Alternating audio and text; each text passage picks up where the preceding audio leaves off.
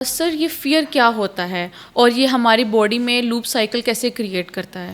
دیکھیں، فیئر ایک ایموشن ہے. جب بھی ہم کسی بھی چیز سے خوف میں مبتلا ہوتے ہیں تو ہمارے اندر فیئر کے ایموشن پیدا ہوتا ہے نا، جسے ہم فیئر کہتے ہیں. خاص قسم کی فیلنگز ہوتی ہیں. کوئی بھی ایموشن ہے وہ جب بھی کسی بھی ایسی جگہ پہ جب آپ تھریٹ فیل کر رہے ہوں اور آپ کو لگے کہ آپ ولنریبل ہیں اور آپ اپنے انوائرمنٹ میں جو موجود چیزیں وہاں پہ سیف فیل نہ کر رہے ہوں، تو جو احساسات اس وقت پیدا ہوں گے انہیں فیئر کہتے ہیں. ٹھیک ہے، اور یہی وہ فیئر ہے. جیسے آپ نے کہا کہ اس کا ایک سائیکل ہوگا، جو ایک سائیکل ڈیولپ ہو جاتا ہے.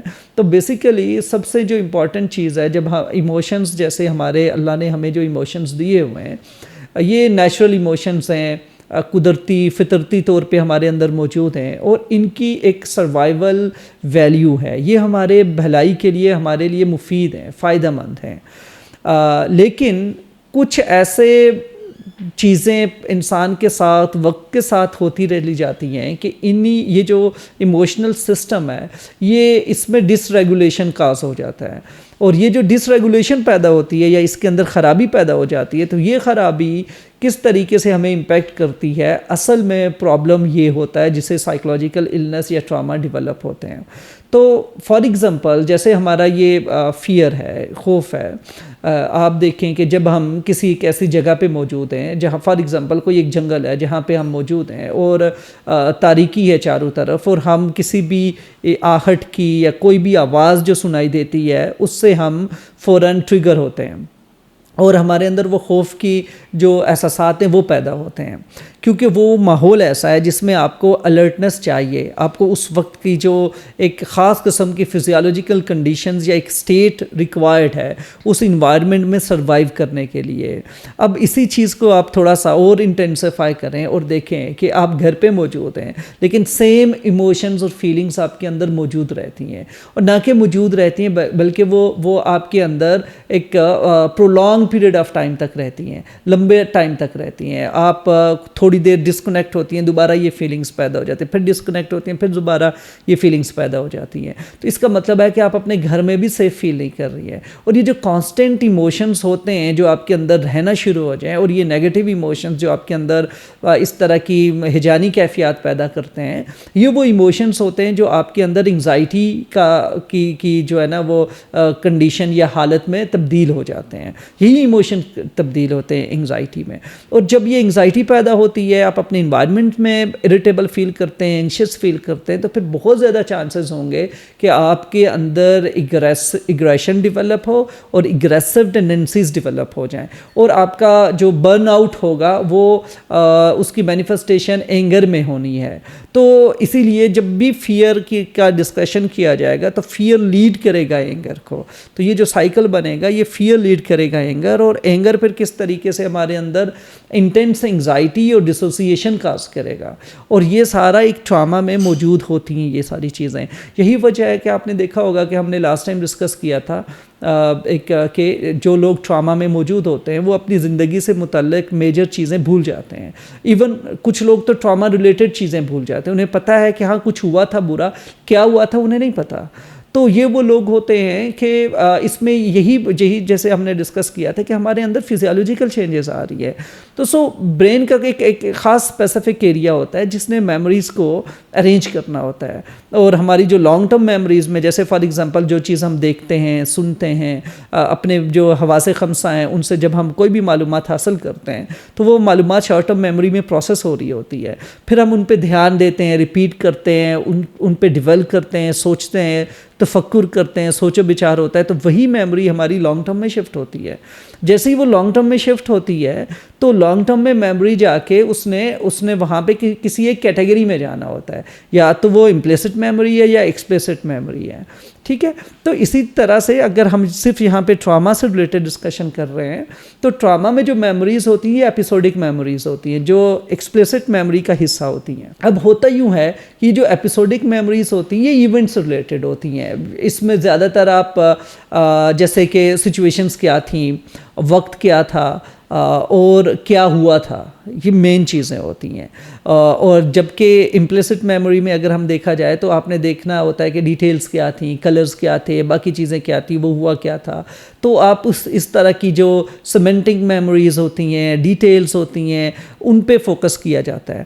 تو ہم نے یہ جو ایپیسوڈ ہوا تھا، اسے ایپیسوڈ اس لیے کہتے ہیں ایک اسپیسیفک ٹائم پیریڈ میں ہوا ہے، اور اسی ٹائم پیریڈ سے ریلیٹڈ ایک اس کی کرونالوجیکل ایک اس کی پلیسمنٹ ہے کہ وہ آپ کی ایج میں کس وقت ہوا تھا، کس سال میں ہوا تھا، چائلڈہڈ میں ہوا تھا، اڈلٹہڈ میں ہوا تھا، یا چائلڈہڈ کے جو چھوٹے چھوٹے ٹراماز ہیں، جیسے ہم نے پیرنٹنگ سے ریلیٹڈ چیزیں ڈسکس کی تھیں، انوائرمنٹ سیف نہیں ہے، وارفیئر بہت زیادہ تھا، کرائمز تھے، اسی طرح سے ٹیررزم تھا، کوئی بھی ایسی چیزیں جس نے آپ کی سینس آف سیفٹی کو شیک کیا، امپیکٹ کیا، ٹراما کاز کیا، تو وہ ایک ایپیسوڈ تھا. اب اس سے ریلیٹڈ یہ ایک میموری ڈیولپ ہوئی ہے جہاں پہ رہنا چاہیے تھا میموری کو. تو دیکھا گیا ہے ریسرچز میں کہ جن لوگوں کی یہ ایپیسوڈک میموری سے ریلیٹڈ، ٹراما سے ریلیٹڈ، انہیں یہ چیزیں یاد نہیں رہتی ہیں.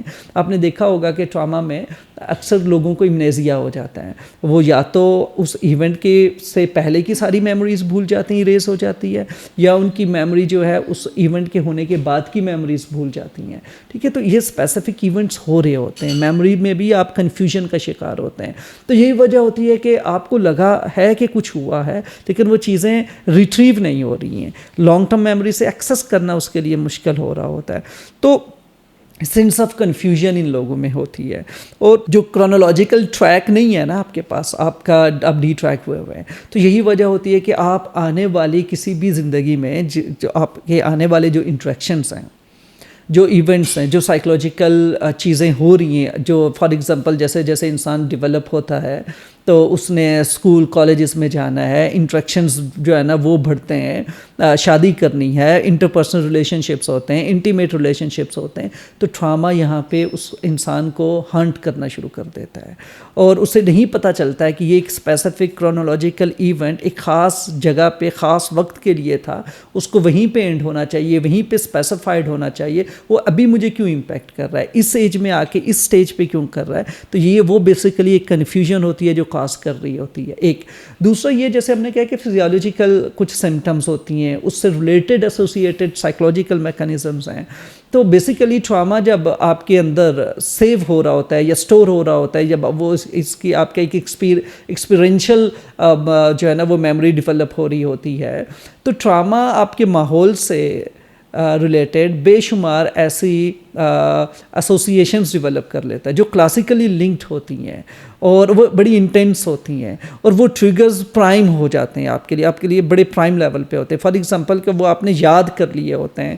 تو جیسے لاسٹ ٹائم ہم نے ڈسکس کیا تھا کہ جیسے 2005 میں زلزلہ آیا تھا، لیکن اب بھی کوئی بھی شیک، کوئی بھی وائبریشن آپ اپنی چیئر پہ، اپنے صوفہ پہ فیل کرتے ہیں تو آپ فوراً ٹریگر ہو جاتے ہیں.